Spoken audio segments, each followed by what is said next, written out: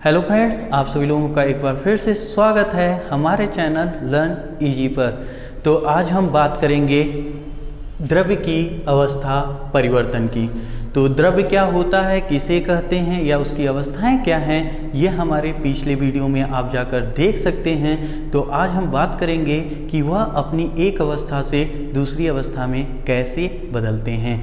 तो सबसे पहले हम चलते हैं अपने देसी अंदाज में, जैसे कि आप लोग घर में क्या करते हैं, फ्रीजर से बर्फ़ निकालते हैं। तो बर्फ़ निकालते हैं तो कुछ समय बाद यह देखते हैं कि वह बर्फ़ क्या होता है, पिघलना शुरू होता है और कुछ अवस्था बाद वह क्या हो जाता है, जल में बदल जाता है। तो कौन सी क्रिया होती है, या जो बर्फ़ अपने ठोस अवस्था में होती है वह द्रव अवस्था में कैसे बदलती है। एक और प्रयोग देखते होंगे, अगर हम उस द्रव का ताप बढ़ाते हैं तो आप यह पाते हैं कुछ समय बाद उसमें क्या निकलने लगते हैं, वाष्प निकलने लगते हैं, यानी वह वाष्प में बदलने लगता है। तो वह कौन सी अवस्था हो गई, द्रव से गैस में बदल रही है। तो यही द्रव्य की एक अवस्था से दूसरी अवस्था में बदलना ही क्या कहलाएगा, अवस्था परिवर्तन। ये तो आप लोग देसी अंदाज में समझ लिए कि ठोस है, बर्फ ठोस है, वह जल में बदल गया, द्रव रूप में हो गया। जल को ताप बढ़ाकर गैस रूप में बदल दिए तो वह अवस्था बदल रहा है। लेकिन अब हम उसे वैज्ञानिक रूप में कैसे देखेंगे या उसको परिभाषित कैसे करेंगे वह जानेंगे। तो चलते हैं, आप नोट्स बनाना शुरू कीजिए। तो पहला लिखा गया है ताप या दाब। तो दो चीज़ें आती हैं, एक आपको दिखाई दे रहा है ताप और दूसरा दिखाई दे रहा है दाब।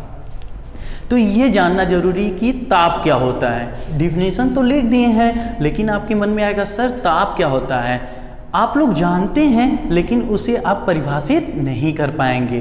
तो ताप क्या होता है, ध्यान से परिभाषा सुनिएगा।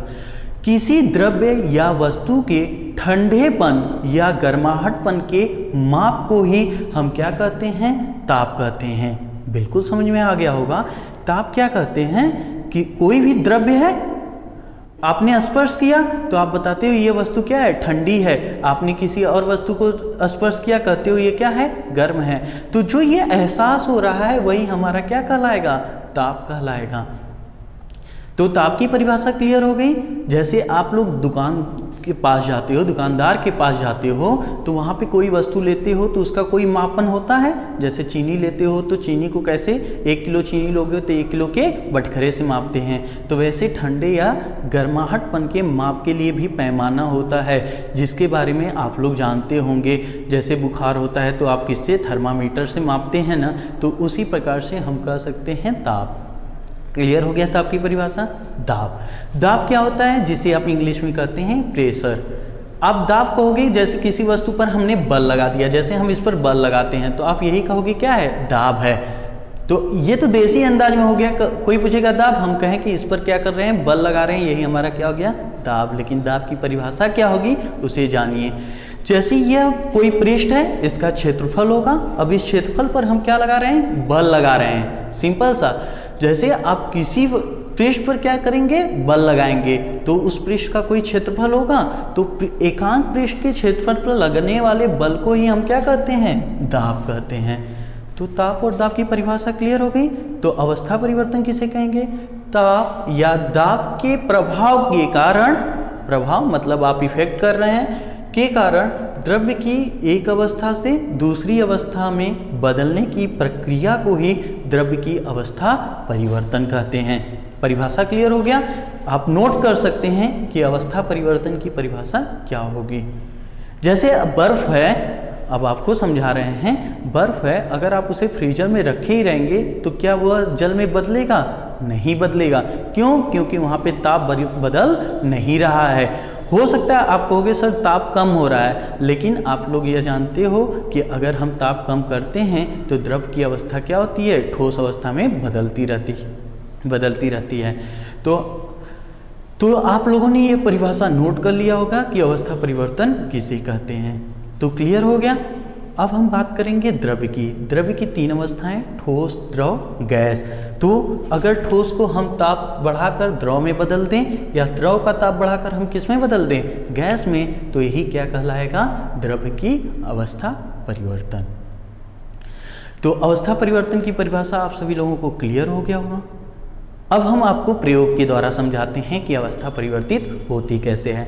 जैसे हमने यहाँ पे प्रयोग में कुछ दिखाए हैं, तो यहाँ पर जैसे मान लेते हैं एक ग्लास है जिसमें हमने क्या रखा है, बर्फ़ का टुकड़ा, और उसका टेम्परेचर कितना है, -5 डिग्री सेल्सियस। ध्यान से समझिएगा, आप बहुत सारे द्रव्य हैं, जैसे लोहा है, एल्युमिनियम है, आपके आसपास बहुत सारे द्रव्य हैं, आप उन पर भी प्रयोग कर सकते हैं, लेकिन जो आपको आसान भाषा में और सरल भाषा में समझ में आए तो उसके लिए हम क्या करते हैं, बर्फ़ का टुकड़ा। आपसे कोई क्यों कह दे कि आप ये अवस्था क्यों लिए हैं, क्योंकि आप कह सकते हो जल एक ऐसा द्रव्य है जो सामान्य ताप व दाब पर तीनों अवस्थाओं में पाए जाते हैं, यानी जल ठोस में भी पाया जा सकता है और उसे हम गैस के रूप में भी क्या कर सकते हैं, बदल सकते हैं। इसीलिए हम प्रयोग के लिए क्या करते हैं, जल को ही लेते हैं। यह पॉइंट याद रखिएगा। तो हमने क्या किया, एक बर्फ़ का टुकड़ा लिया। अब बर्फ़ के टुकड़ा जो है उसके जो टेम्परेचर है यानी ताप है वो कितना है, -5 डिग्री सेल्सियस। तो अगर आप इसको स्पर्श करोगे तो कैसा महसूस होगा, ठंडा। अभी हमने बताया ठंडे या गर्माहटपन की माप को ही हम क्या कहते हैं, ताप। तो इसका ताप कितना है, -5 डिग्री सेल्सियस। क्लियर हुआ। अब हम यहाँ पे देखेंगे ये कौन सी अवस्था में है, ठोस अवस्था में। बर्फ़ की टुकड़ा कौन सी अवस्था में होगा, ठोस। अब आप ताप बढ़ाइए। ताप बढ़ाने के लिए हम उसको क्या करते हैं, बर्फ़ को फ्रीजर से बाहर निकालते हैं और उसी ग्लास को हम देखते हैं थोड़ी देर बाद कि जो बर्फ़ है वह धीरे धीरे क्या होना शुरू होता है, मेल्ट होना शुरू होता है। तो आप जल की बूंदें देखेंगे, ग्लास में जल की बूंदें पाएंगे और बर्फ़ का टुकड़ा भी। तो एक चीज़ याद रखिएगा, जब बर्फ़ गलना शुरू होता है और अगर उस समय हम थर्मामीटर से माप करेंगे तो उसका ताप कितना पाओगे, 0 डिग्री सेल्सियस ही पाओगे। तो हम आगे यह बताएंगे कि जब तक यह बर्फ़ जल में पूरी तरह से नहीं बदल जाता वह आपका ताप कितना रहेगा, 0 डिग्री सेल्सियस ही रहेगा। वहाँ पे उष्मा तो मिलेगा, उष्मा बढ़ता जाएगा, आप ताप बढ़ा रहे हैं, लेकिन यहाँ पे जब बर्फ़ गलना शुरू होगा तो वहाँ पे ताप नहीं बढ़ता, जबकि उष्मा का मान क्या होता है, बढ़ता जाता है, जो कि आपको बताएंगे कैसे होता है। तो क्लियर हुआ, ताप बढ़ाएं, बर्फ़ गलना शुरू हुआ और गलकर किस में बदल गया, जल में बदल गया।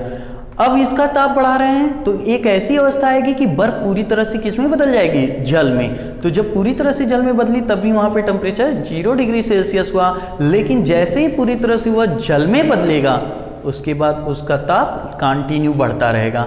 अब ताप बढ़ता रहेगा, मान लीजिए ताप बढ़ गया 100 डिग्री सेल्सियस, तो आप देखेंगे कि जब ताप बढ़ रहा है तो इस जल में से क्या निकलने लगा, वाष्प निकलने लगा। यानी यह कौन सी अवस्था में आ रहा है, गैसीय अवस्था में। तो एक ऐसी अवस्था आएगी। अब देखिए यहाँ पर भी वही घटना होगा, जैसे यहाँ पे बर्फ जब तक जल में नहीं बदला तब तक टेम्परेचर कितना था, 0 डिग्री सेल्सियस। ठीक उसी प्रकार से आप ताप बढ़ाते जाएंगे, 100 डिग्री सेल्सियस पर पहुँचेगा तो जल गैस अवस्था में, यानी इससे गैस निकलने लगेंगे। अब इसका टेम्परेचर तब तक नहीं बढ़ेगा जब तक यह पूरी तरह से गैस में बदल न जाए, यानी तब भी टेम्परेचर इसका क्या होगा, 100 डिग्री सेल्सियस। कब तक, जब तक जल पूरी तरह से किसमें ना बदल जाए, गैस अवस्था में। तो इन्हीं के माध्यम यानी इन्हीं के दौरान एक उष्मा पढ़ते हैं जिसे हम कहते हैं गुप्त उष्मा। काफ़ी ज़्यादा पूछा जाता है एग्जाम में कि जैसे गलन की गुप्त उष्मा क्या होती है, वाष्प की गुप्त उष्मा क्या होती है। तो यह आपको बताया जाएगा कि टेम्परेचर जब एक अवस्था से दूसरी अवस्था में बदलते हैं तो वहाँ पे टेम्परेचर क्या होता है, सेम रहता है, यानी बदलता नहीं, लेकिन उष्मा का मान क्या होता है, बदलता जाता है। वही जो उष्मा उसमें मिलती है वही क्या कहलाएगी, गुप्त उष्मा। तो आपने क्या पाया, पहले ये किस अवस्था में था, ठोस अवस्था में। आप ताप को बदलते रहें, प्रभाव यानी ताप बदल रहा है ना, तो जब हम ताप को बदलते रहते हैं तो पहले यह ठोस अवस्था में था, फिर यह किस अवस्था में आ गया, द्रव अवस्था में, और ताप बढ़ाए तो यह द्रव अवस्था किस में आ गया, गैस अवस्था में।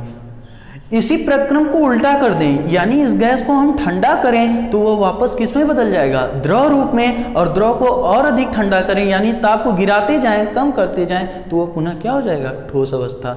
तो यही जो साइकिल है यानी यही जो प्रक्रम है यही क्या कहलाता है, अवस्था परिवर्तन। तो आशा करते हैं कि आपको द्रव्य की अवस्था परिवर्तन पूरी तरह से समझ में आ गया होगा।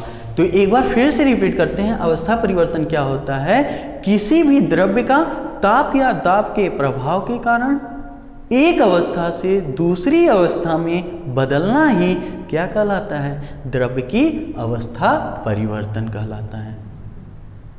अब इसके कुछ महत्वपूर्ण पॉइंट हैं जिसे आप लोगों को जानना है। जैसे बर्फ जल में बदला, कब बदला और किस ताप पे बदला, यह जानना जरूरी है। जल गैस में बदला, किस ताप पर? लिखा गया है 100 डिग्री सेल्सियस। तो इस ताप को हम क्या कहेंगे और हम इसे कौन से पॉइंट से जानते हैं, यह जरूरी है।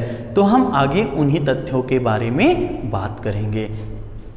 तो आशा करते हैं आपको वीडियो काफ़ी पसंद आया होगा। तो प्लीज़ लाइक, सब्सक्राइब और शेयर कीजिए और बेल आइकन दबाना न भूलिए। मिलते हैं नेक्स्ट वीडियो में, तब तक के लिए धन्यवाद।